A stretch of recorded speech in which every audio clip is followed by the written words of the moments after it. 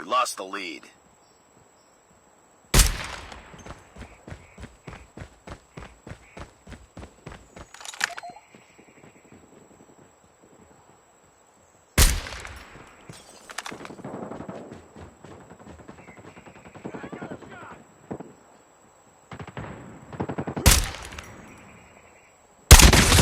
Headshot.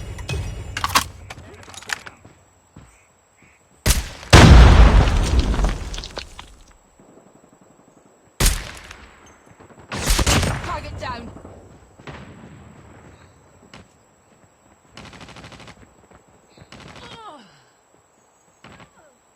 It's too close. Fight harder.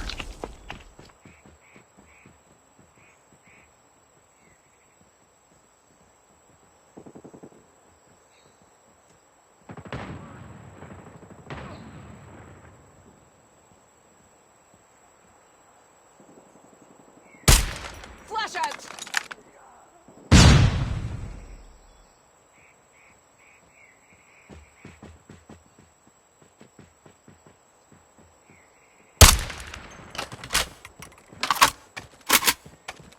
We tied for the lead.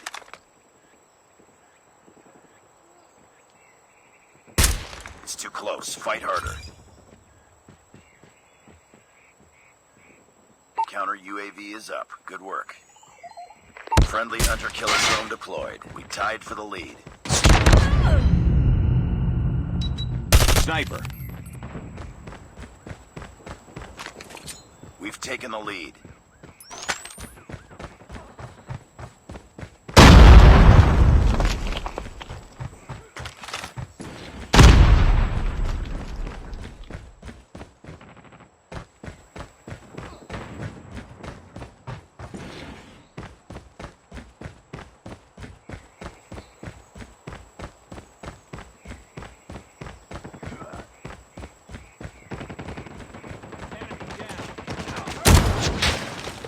UAV's online.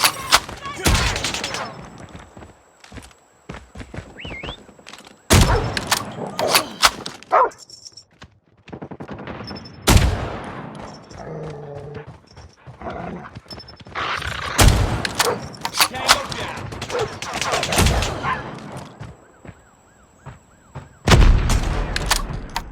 Bang.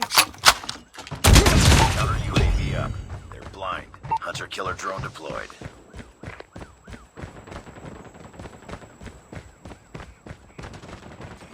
Hurt.